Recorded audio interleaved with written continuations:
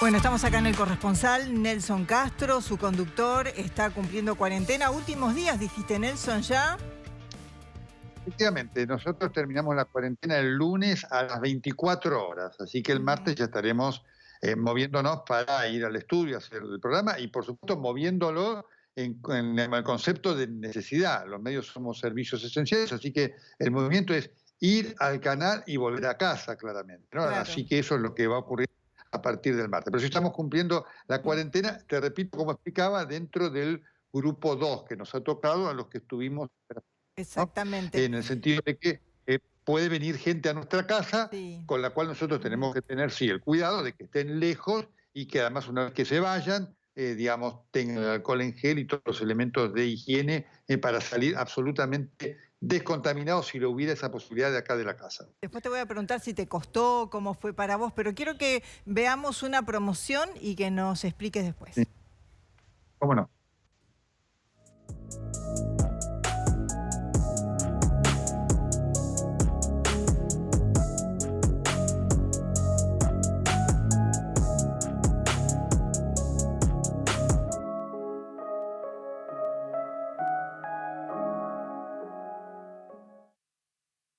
Una verdad clarísima, ¿no? Es más fácil quedarte en casa que conseguir un respirador, una carencia que se puede llegar a tener en corto tiempo, ¿no? Cuando vemos escalar Sí. los casos, Nelson.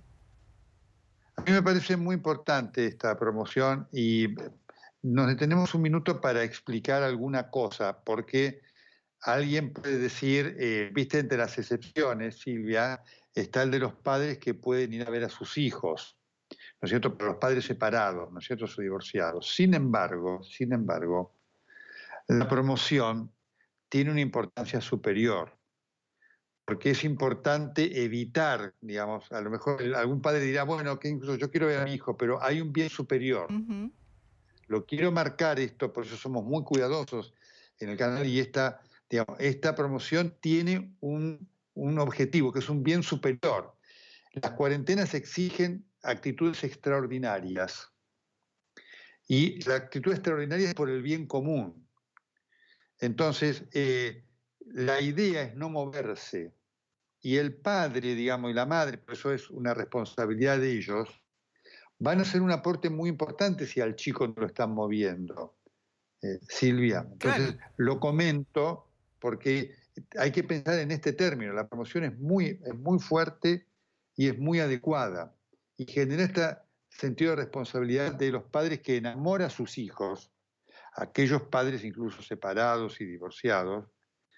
Pensar en un minuto y decir, bueno, el sacrificio que para mí va a significar no estar con mi hijo, no verlo a lo mejor 15 días, porque en el momento que se decretó la cuarentena estaba con uno de los dos cónyuges, o de los que fueron cónyuges, el bien común está por arriba de eso.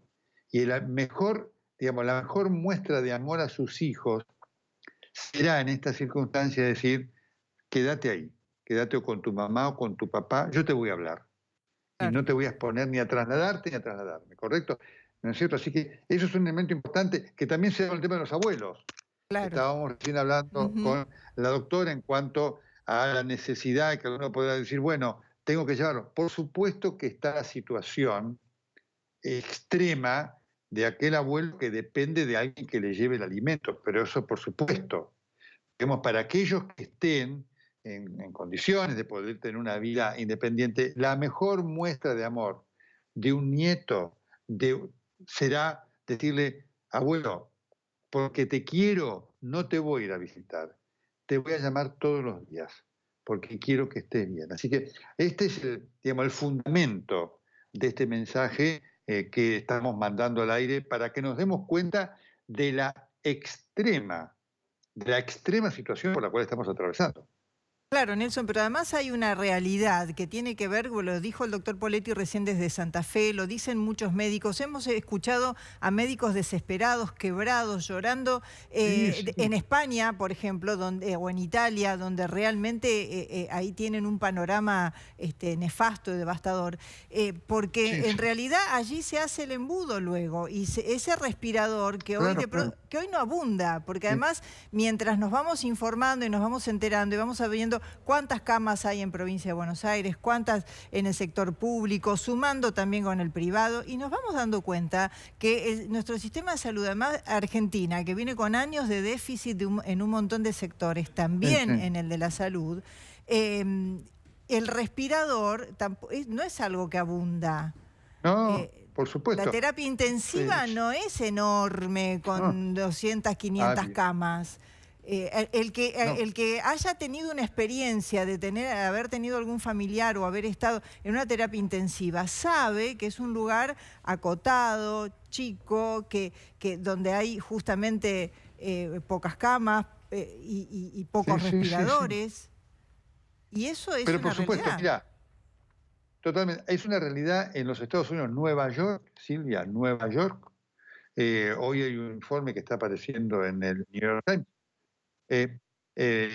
En Nueva York hay un drama con el tema de los respiradores. Me escribe uno de mis mejores amigos que es médico allí en el Hospital Universitario de Columbia y dice, estamos a la máxima límite con respiradores, barbijo, guantes y demás. Así que allí, imagínate vos en otros lugares, ¿no es cierto, Silvia? Exactamente, sí, el tema de los insumos y la forma de trabajo. Han mandado incluso 2 embarcaciones, 2 barcos hospitales justamente a las costas de Nueva York, porque se piensa que allí puede haber una gran cantidad de casos en los próximos días.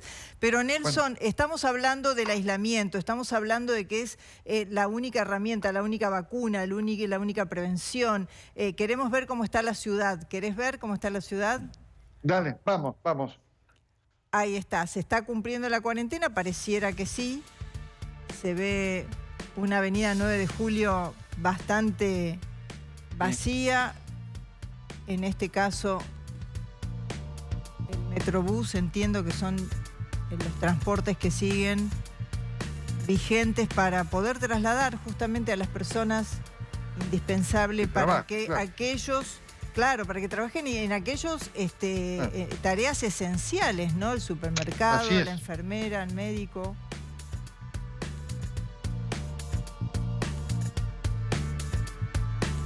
Esta es una buena imagen que ojalá se repita y se mantenga. Sabemos que en algunos sectores no ocurrió, lo dijimos antes. Hay gente que aprovechó la tarde de sol para salir en bicicleta, que entienden que si la calle está vacía...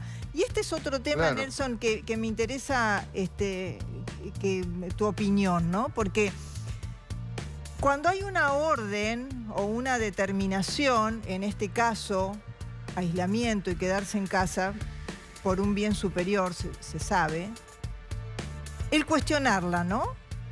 El hecho, o sea, cualquier medida que se tome puede ser opinable, pero no una medida de estas características. No, pero sin duda, Silvia, digamos, la discusión ya ocurrió antes de tomarse la medida, fue la que tuvo el presidente de la República con los infectólogos, con los especialistas, se tomó los pros, los contras. Una vez que se toma la medida, hay que cumplirla, pero además... Porque, oye, ¿por qué el gobierno lo hizo? Hubo dos elementos que impulsaron la medida, Silvia. Primero, lo que ha pasado, lo que sigue pasando en España e Italia. Y hay un arrepentimiento fenomenal de toda la dirigencia y de la gente que se lo tomó en chiste durante mucho tiempo, ¿no? Y hay una concepción que el cierre debió haberse completado hace 15 días. Incluso ayer, en los diarios italianos, increíblemente, se tomó la orden, parecía increíble que el gobierno no había tomado esa restricción de que existiendo una cuarentena total la gente no podía ir a los parques públicos. Eso se cerró recién ayer. Claro, y hoy las fábricas, con la cifra de hoy, claro, se va cerrando cada vez más, pero bastante tarde. Efectivamente, la cantidad es enorme de lo que está ocurriendo, además es impactante, ¿no? Así que este es un punto clave por el cual el presidente tomó esta resolución. Y después, la otra fue ver lo que pasó en la víspera del fin de semana, digamos, lo que pasó el día jueves con la cantidad de gente que, en previsión de que podía haber una restricción, se iba de vacaciones. Eso realmente es un disparate. Hoy en Bahía Blanca había mucha gente yendo a las playas ahí en Montehermoso, Silvia, y esto generaba el enojo de mucha gente impotente. Me decía alguien en Bariloche que los policías estaban desesperados, porque estaban superados, obviamente, porque no podían ir a Claro. controlar todos los lugares, de ver la gente que se había tomado esto, ayudada por el buen tiempo, Ujú. como si fuera una vacación. Entonces, hay que trabajarlo mucho, vamos a tener que seguir trabajándolo mucho, y ojalá Claro. podamos evitar el toque de queda, Silvia, Ujú. ojalá podamos Claro. vivir esto digamos, en el marco de los Ujú. derechos democráticos ciudadanos, ¿no? Bueno, eso ocurrió en Puerto Rico, pero incluso por el estilo de vida que se tiene, que para que realmente se quedara la gente en la casa de 5 de la tarde a 5 de la mañana, toque de queda, porque si no, seguían de fiesta. Y a propósito de lo que decíamos antes, si hay alguien que me dice, pero si yo estoy solo, la calle está vacía y estoy en bicicleta, no contagio, no me van a contagiar, no importa que tengas razón. O sea, la norma dice otra cosa, que te Así es. tenés que quedar en tu casa y eso no es opinable a esta altura. Nelson, nos está reclamando Gustavo Tubio de la mesa de situación. Vamos ya a hacer la situación, vamos. Repetimos y ampliamos estos datos oficiales que tienen que ver con el avance del coronavirus en la República Argentina. Ampliamos con datos precisos, repito, oficiales que vienen de la Autoridad Sanitaria Argentina. El dato global del día de hoy. Fueron confirmados 67 nuevos casos entonces, como decíamos en TN, de COVID-19. Repetimos los lugares, la geografía de estos 67 casos. 29 en Cava, 15 en Provincia de Buenos Aires, 5 en el Chaco, 5 en Mendoza, 4 en Córdoba, 3 en Tierra del Fuego, 2 en Corrientes, 2 en Santa Fe, 1 en Tucumán y 1 en Río Negro. Atención con este dato. De los 67 casos, 45 corresponden a personas con antecedentes de viaje a zonas con transmisión comunitaria. Todavía. Exacto. Mientras que 12 son contactos estrechos de casos confirmados. Son casos locales de vínculo estrecho Con el de que las vino de personas. afuera. Exactamente. Y 10 casos se encuentran en investigación epidemiológica para saber por qué se contagiaron, pero son casos confirmados. En el día de la fecha continúa el parte oficial. Se constató lamentablemente el fallecimiento de una paciente con diagnóstico de COVID-19. Es el cuarto caso en el país. Se trata de una mujer de 67 años, residente en la provincia de Buenos Aires, con antecedentes de obesidad y enfermedad pulmonar obstructiva crónica. Presentaba antecedentes de viaje a República Dominicana y crucero en el Caribe desde el 29 del 2 al 12 del 3. Claro, allí se sumaron en esta mujer, Nelson, todos Sí. los factores, ¿no? El hecho de estuvo afuera, Claro, su claro. condición preexistente de enfermedad pulmonar, bueno, y esto, y el desenlace fatal, ¿no? Por supuesto, por supuesto. Creo que está Ignacio Otero, lo tenemos ya en línea, porque además está obviamente están todos con información, la información fluye de una manera impresionante. Hola Ignacio, ¿cómo estás? Bella noche. ¿Qué tal, Nelson? Bella noche. Bueno, un poco también, ¿no? Cada vez que salen los números de los comunicados oficiales nacionales del Ministerio de Salud de la Nación, hay mucho número, pero también hay mucha interpretación de esos números, ¿no? Y recién Sí, claro. estábamos chequeando con distintos especialistas, incluso algunos infectólogos que están trabajando dentro de este comité de emergencia que ha hecho interdisciplinario el Ministerio de Salud de la Nación. Y hay un número que empezó a aparecer el día jueves y que coinciden muchos especialistas, es que hay que prestarle atención. Dentro del desglose, el día jueves empezaron a aparecer los casos de infectados confirmados que no tienen vínculo epidemiológico hasta el momento demostrable. Sí. ¿Qué quiere decir esto? Palabra más, Correcto. palabra menos. Que no se sabe cómo se lo contagiaron. El día jueves aparecieron 6, ayer aparecieron 4 y hoy aparecen 10. Es decir, que tenemos un total dentro de estos 225 casos confirmados de 20 que no se sabe cómo se contagiaron. ¿Qué quiere decir esto? Que no estuvieron, por lo menos que no lo puedan recordar ellos, ¿no? Que no estuvieron en contacto con nadie que haya viajado, que evidentemente no viajaron a ninguna de las zonas infectadas y que estos casos son los que están ahora dentro de todo este comité de especialistas, los infectólogos que se están dedicando a lo que es la investigación epidemiológica, tratando de saber cómo fue que se contagiaron, porque de este dato se puede desprender un dato muy importante, y es si hay circulación comunitaria del virus o no. Esto es importante tenerlo en cuenta porque lo que nos contaban los especialistas, los infectólogos, Nelson, De 1000 veces. y corregime si me equivoco en esto, es que hay 4 estadios de circulación, hay 4 tipos de circulación del virus. El primero es el caso importado, que es alguien que viajó a una zona afectada. El segundo caso de circulación del virus es el contacto directo o casual con alguien que haya viajado a la zona afectada y que sea positivo para el virus. Después está el tercer tipo de contagio, que es el contacto llamado con un término norteamericano, que es el contacto tipo clúster, que es un grupo cerrado en donde empieza a circular el virus dentro de ese grupo cerrado.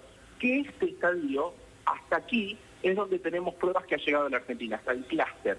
¿Por qué? Porque en el caso de Chaco, por ejemplo, en donde una madre y una hija viajaron a Madrid, después volvieron y tuvieron contacto con su entorno social y contagiaron a otros, con contacto directo o contacto casual, ahí, en ese caso, tenemos un caso de clúster, es decir, son personas que se han contagiado comunitariamente, pero dentro de un círculo cerrado. Ahí, después de este tercer tipo de esa tercera tipo de circulación del virus, ya iríamos al cuarto y al que más obviamente hay que prestar la atención, que es la circulación comunitaria. Todavía no hay pruebas de que eso suceda en la Argentina, pero sí la aparición de esos casos, que hasta ahora son 20, llama mucho la atención de los investigadores que en estos momentos están tratando de investigar a ver si ellos sí pueden encontrar algún tipo de vínculo epidemiológico que los pacientes no hayan recordado.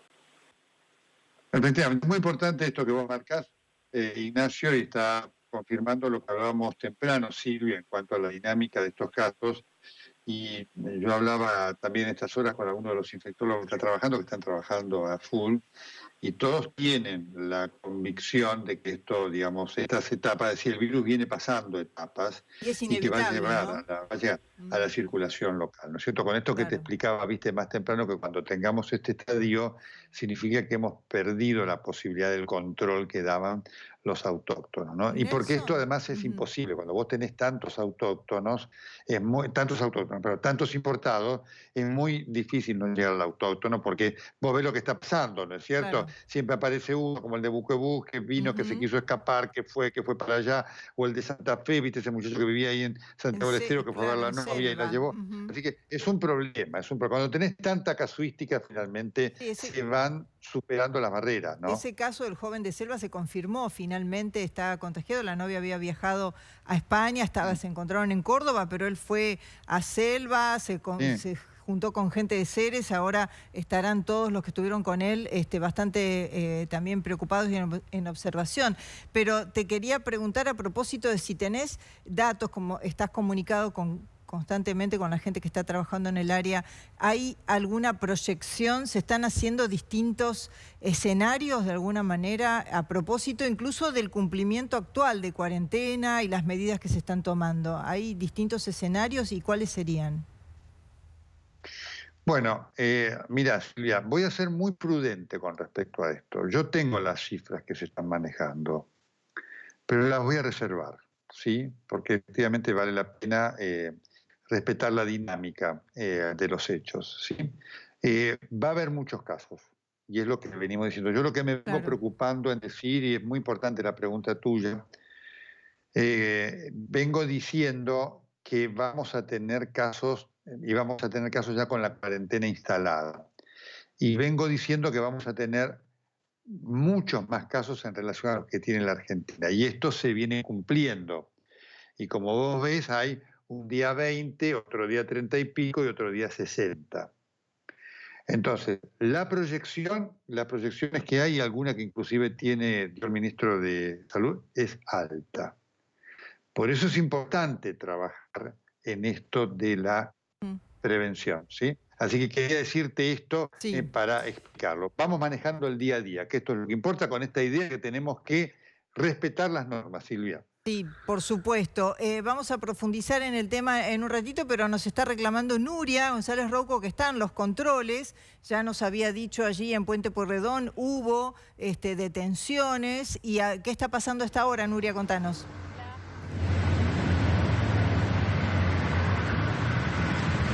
Hola. Sí, te escuchamos, Nuria. Parece que ya no nos está recibiendo, se están allí reacomodando en este control que ustedes ven. Paran. Hola, hola. Sí, Nuria, te escuchamos. Ahí está. Perfecto. Bien, Silvia, bueno, acá sigue el operativo de prefectura, parando absolutamente a todos los autos, ¿no? Nosotros lo veíamos más temprano también y sigue de la misma manera. Tienen que justificar todos los automovilistas por qué están circulando por la Ciudad de Buenos Aires. Nosotros estamos saliendo de la Ciudad de Buenos Aires hacia la zona sur de la provincia de Buenos Aires. Cualquier duda que les genere al prefecto, a la gente que esté haciendo las preguntas, y si uno no tiene el papel habilitante para circular, se lo corre a un costado, se le siguen haciendo preguntas y en algunos casos, como ya lo hemos visto, la prefectura los acompaña hasta sus domicilios, hasta sus casas. Es decir, insisto, hubo 10 detenciones, no es que se los detiene, no es que se los lleva a una comisaría, sí lo que se hace, se los acompaña hasta la casa y así tienen que permanecer entonces cumpliendo esta cuarentena obligatoria absolutamente para todos. En algunos casos ha pasado, sobre todo en la ciudad de Buenos Aires, en donde en el día de ayer, por ejemplo, a las personas, algunas se las advertía que no podían estar en la calle circulando o que quizás el permiso que tenían para circular no era del todo reglamentario, con lo cual quedaba en un acta escrita que esa persona estaba circulando sin el debido papel, digamos, el documento que lo avalara. En esos casos, que de hecho sucedió, hoy se volvieron a encontrar con una persona en la misma situación, y él lo que dijo es, estoy paseando Corrientes y Florida. Obviamente en ese momento se lo detuvo a esta persona por infringir esta norma, es decir, un decreto presidencial que establece esta cuarentena obligatoria para todos los argentinos. Claro. Prefectura, insisto, en este caso lo que hace es controlar absolutamente a todos los autos que en este caso salen de la ciudad de Buenos Aires pidiéndole estos papeles. Si alguien no lo tiene porque en realidad está yendo quizás a asistir a una persona mayor o porque quizás quiere cruzar del otro lado, por ejemplo, ustedes saben, hay un supermercado muy grande del otro lado, entonces lo que hacían era, bueno, les hacían un par de preguntas más, digamos, y si esas respuestas sonaban convincentes, creíbles para el personal de prefectura, podía continuar. Si no, se los corría a un costado, se les hacía más preguntas, se hacía un acta, y lo que le decían era, de esto se va a iniciar una causa judicial porque usted está circulando sin los permisos e infringiendo una norma. ¿Y la detención se realizaba en forma efectiva o se le anunciaba que se le iniciaba este proceso? ¿La gente se iba por sus propios medios o eran trasladados en patrullero? ¿Cuál era la resolución ahí del que estaba infringiendo la norma? No, no se los llevaban en su patrullero, se los acompañaba, se los escoltaba, la persona que venía manejando, se los escoltaba una persona de prefectura, en una de las motos sobre todo, porque es la forma más rápida que tenían también para salir de aquí, se los acompañaba hasta su casa, se le labraba el acta, es decir, domicilio donde iba a estar esa persona, con todos sus datos personales, y además la advertencia por parte de la prefectura de no te quiero volver a ver por acá, es decir, no vuelvas a salir de tu casa, te tenés que quedar acá cumpliendo la cuarentena. ¿Y hay cifras de detenciones a esta hora? Porque me imagino que esta cifra irá cambiando, ¿no? La última información que yo tenía eran 10 detenciones aquí. No sé si en las últimas horas, por lo menos nosotros no hemos visto nuevas detenciones. Sí, esto que yo te decía de gente que se la corre a un costado, que se le toman los datos y que le dice, usted no puede circular, se va a iniciar una causa judicial con todos los datos personales de cada una de estas personas. Uno de los casos, por ejemplo, era una persona que había viajado al exterior, que había vuelto hacía algunos días, que había permanecido unos días de cuarentena en otro domicilio y que ahora iba a la casa de sus padres a terminar la cuarentena. Bueno, obviamente, exactamente, claro. Lo que se hizo fue acompañarlo hasta el lugar donde esa persona decía que iba a parar. Le dijeron, bueno, no podés salir más, igualmente va a llegar una multa, dicen, una causa judicial que comienza a partir de haber infringido esta ley.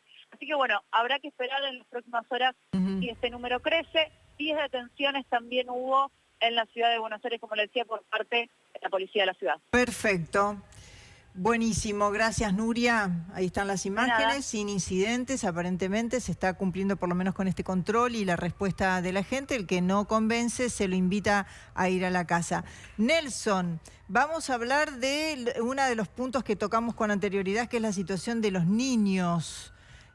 Justamente donde se cree que son inmunes y en realidad hay información, sobre todo de China, donde pegó primero y fuerte el coronavirus, que hubo un porcentaje importante de niños contagiados y dentro de ese porcentaje con algunos cuadros críticos y graves. Fernando Pola, una autoridad en esta materia, además un hombre que ha sido consultado, un estudioso. Doctor Pola, ¿cómo le va? Bella noche.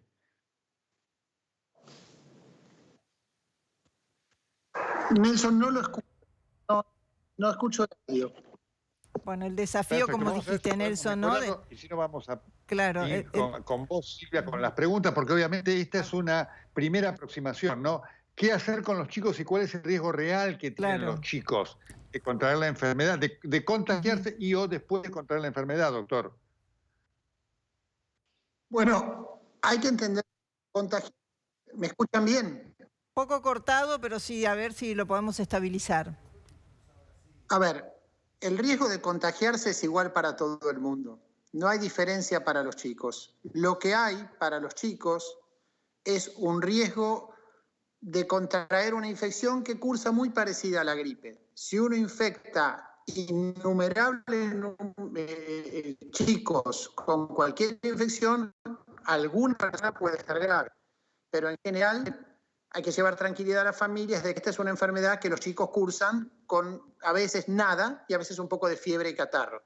Es muy raro, y yo reviso muchos trabajos que vienen de China, encontrar chicos que hayan tenido enfermedad crítica, y uno, de hecho, si mira Italia, entre todos los muertos italianos no hay ningún chico menor de 20 años. Entonces estamos hablando de una enfermedad en que los chicos tienen que ser educados a cuidar a sus abuelos, educados a mantenerse lejos de sus abuelos, que son quienes verdaderamente tienen riesgo. Perfecto. ¿Qué importa esto en cuanto a los chicos que pueden transportar el virus y ser agentes de contagio, doctor Polak? Mucho, mucho, y es muy buena la pregunta, porque es exactamente ese el rol que los chicos cumplen en estas enfermedades. Mire, Nelson, hace muchos años Japón tenía... A los japoneses por algún motivo les gustan mucho las vacunas y tenían una política de vacunas mucho más liberal, mucho más generosa que las políticas de vacunas de los países occidentales. Entonces vacunaban contra la gripe a todos los chicos de la escuela primaria. Y en ese caso había muy poca gripe grave en las personas mayores en Japón, hasta que hubo un giro político que hizo que se saque la vacuna de la escuela primaria y volvió la gripe a comportarse exactamente igual como en Estados Unidos y en otros países, aumentando mucho el número de personas graves en la gente mayor, porque los chicos ahora ya no estaban protegidos y traían del colegio la enfermedad a sus abuelos. Nelson y doctor Pola, quería preguntarle sobre la oportunidad de que los chicos aprendan a cuidarse también, ¿no? Porque si bien a lo mejor el virus con ellos es más benévolo, es una buena oportunidad para que aprendan a cuidarse frente a otras situaciones de salud para su vida adulta también. Sí, de todas maneras yo creo que hay que, está en los adultos, no hablo de los chicos grandes, de los adolescentes, pero en los más pequeños hay ciertas normas posibles y después está en los adultos mantenerlos apartados de las personas grandes. No podemos dejar librado a la responsabilidad de un chico de 4 años el contacto con su abuelo, ¿no? Eso está en su abuelo. No, digo lavarse las manos, el tener cuidado donde apoya, cómo abre una puerta, dónde apoya las manos y ¿no? Ir tomando conciencia. Sí, no, estoy de acuerdo. Bueno, esta es una pandemia que nos va a cambiar a todos, ¿no? Vaya a saber qué vamos a hacer nosotros después de cursar todo esto como sociedad. Doctor Polak, usted además que es un estudioso, insisto, hombre de consulta, ¿cuál cree que está siendo hoy la real tasa de portadores? Es decir, por cada contagio, ¿cuántos hay? Porque este es un punto muy importante también desde el punto de vista epidemiológico, por lo menos para calcularlo y tenerlo en cuenta. Absolutamente, absolutamente. Mire, hay una variedad de estimaciones en la gente. Yo pienso que uno no puede imaginar que el número más bajo que existe es por azar. Y el número más bajo es el que oscila entre Alemania y Corea del Sur, que son los países que más testean y que mejor están haciendo las cosas, y que dice que por cada persona que muere hay 1000 personas infectadas. Entonces, yo ni miro. Sí, jamás presto atención al tablero ese que está por todos lados, ni lo miro.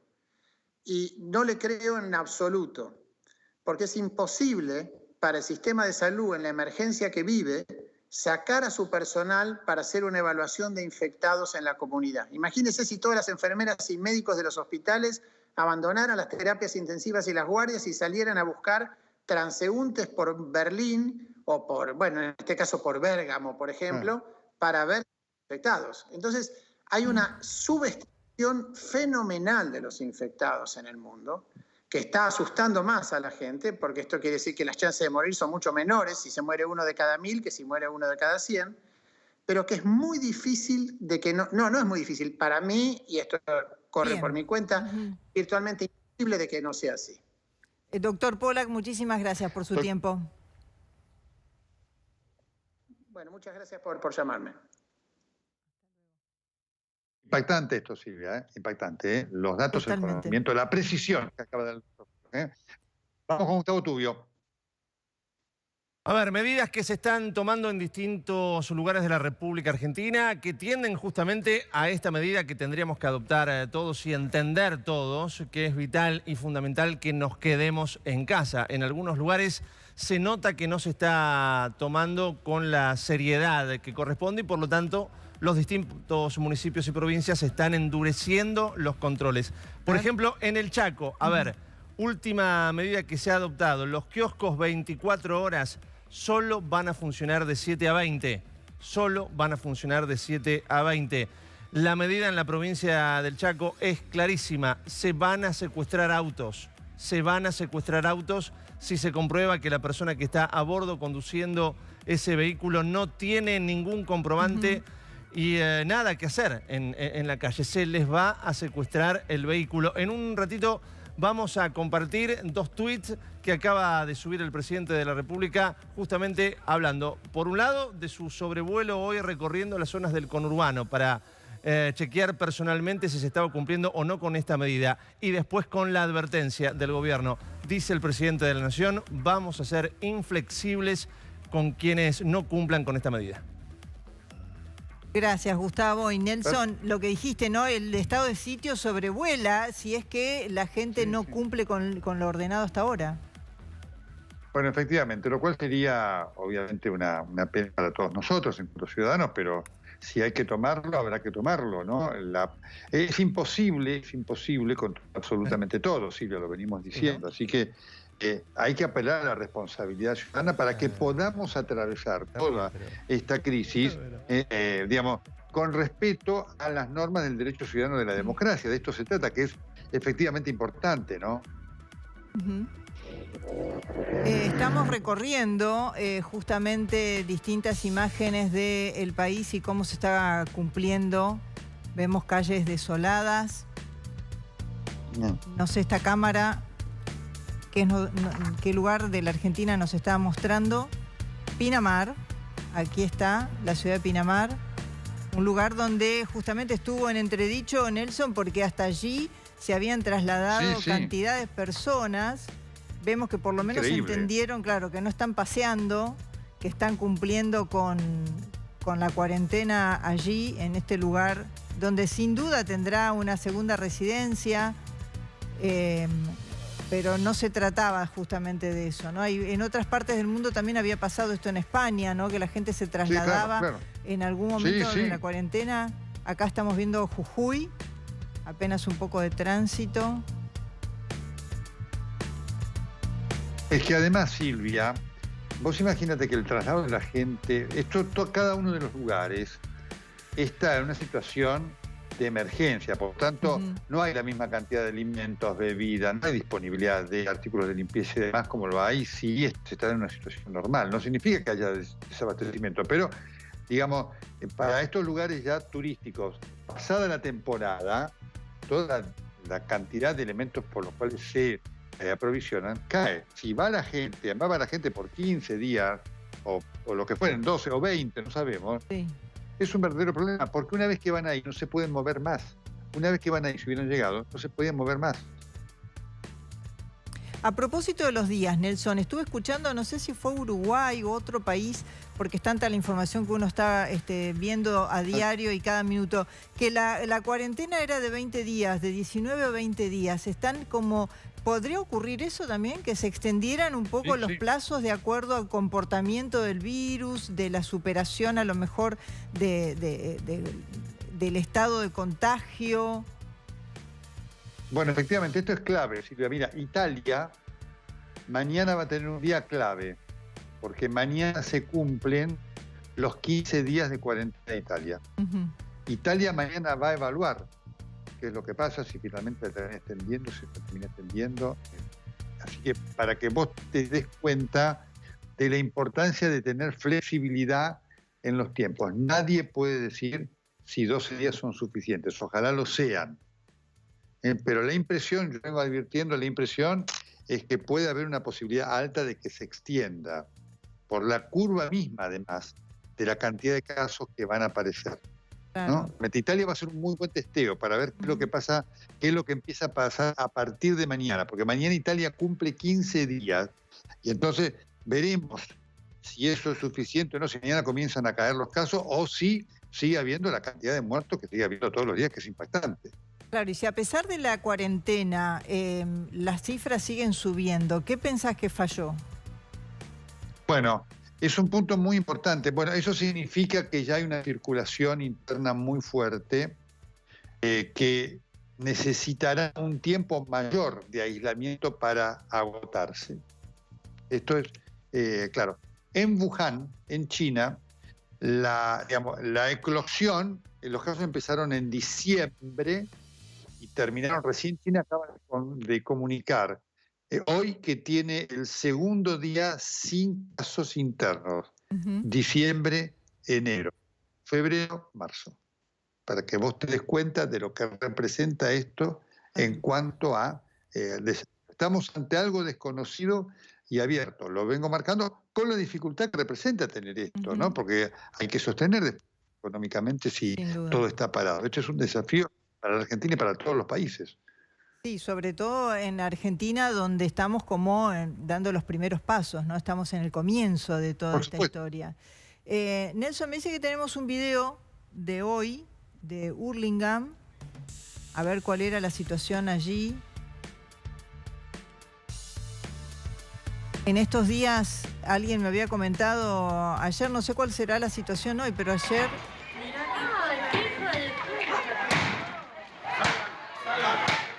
incidentes.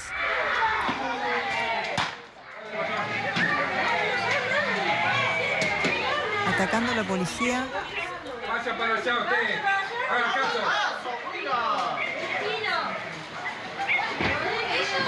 Ellos tienen banda de goma, abuela, pero los otros tienen revólver también.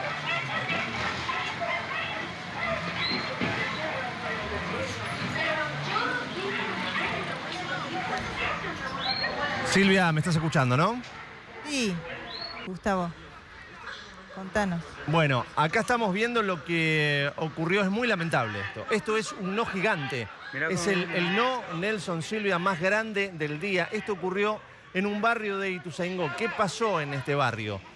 Vecinos, por ejemplo el que está filmando, entre otros, se dieron cuenta que la calle era un verdadero hormiguero humano.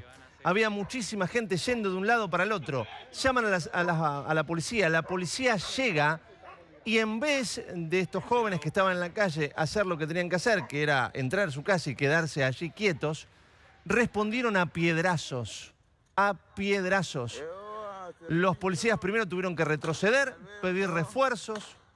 Una vez que llegaron los refuerzos empezaron a avanzar de esta manera mientras seguían los piedrazos. Ah, tremendo. Hay un policía herido en la pierna, una herida muy importante. Un oficial que estaba en el operativo en las calles de Ituzaingó terminó herido, producto de estos inconscientes. Hay, gracias a las imágenes, a los videos, ya 4 detenidos. Son 4 personas mayores. Claro, pero eran muchos más los que participaban. Evidentemente la policía se retira del lugar superada por supuesto. la cantidad de jóvenes, por el ataque con piedras. Ayer un taxista me comentaba justamente de la zona, me dijo, yo vengo de Ituzaingó, está todo normal. Negocios abiertos, Totalmente. gente caminando, tránsito. A mí, y Silvia, ahora me tocó ayer recorrer el oeste del conurbano bonaerense y lo viví personalmente. La policía a madres con chiquitos, gente en las plazas, gente tomando helado. Esto lo vi en Merlo. Algo increíble, ¿no?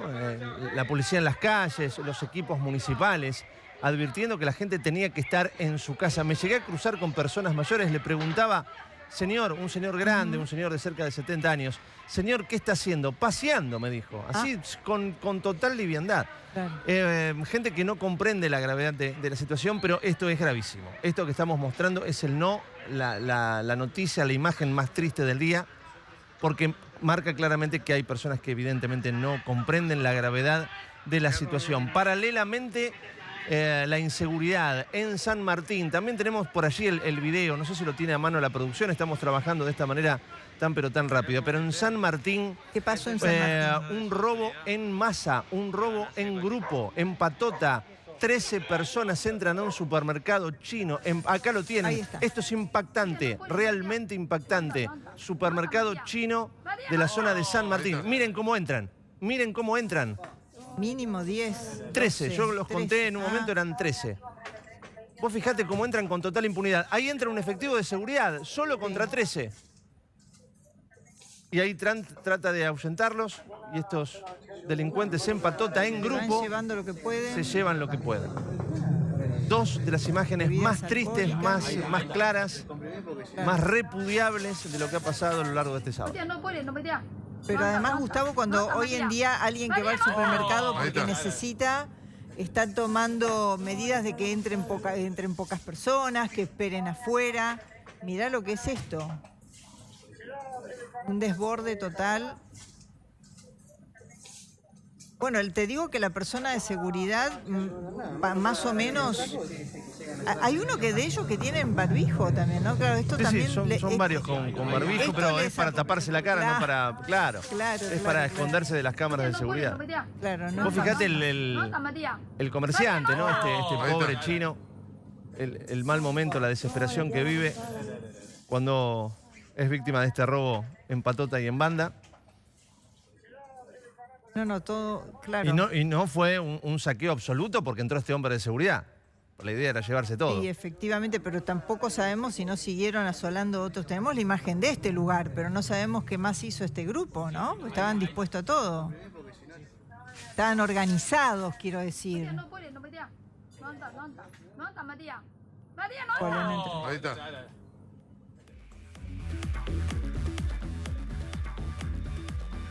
Bueno, Nelson, imágenes que la verdad que no queremos ver, ¿no? Situaciones que tienen que ver con esta circunstancia que estamos pasando, pero la peor cara.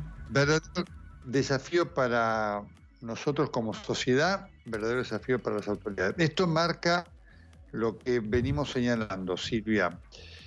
Una cuarentena de este tipo solamente puede tener éxito si hay responsabilidad. Porque no puede haber un policía por cada supermercado que abra, por cada verdulería, por cada panadería, no puede haber.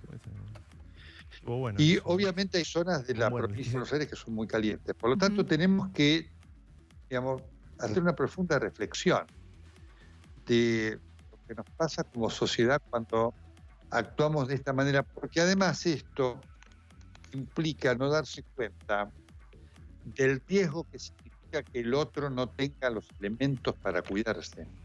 Esto lo quiero remarcar. Digamos, este egoísmo social tiene una consecuencia negativa para los mismos que la practican. Esto es importante. Si yo tengo todo el alcohol, si yo tengo y aquí al lado mío no la tiene, Claro. también. Entonces esto lo tenemos que transmitir muy fuertemente como elemento clave, porque no hay posibilidad de que si uno se enferma, los otros estén a salvo. Claro. O sea, fíjate vos la cifra que daba recién el doctor Pollack, decía por cada infectado hay 1000. Entonces, tenemos que tener un cuidado máximo. Nelson, te estamos perdiendo en algunos momentos de lo que nos estás contando, así que vamos a recuperarte después de la pausa y seguimos en el corresponsal. Ya volvemos.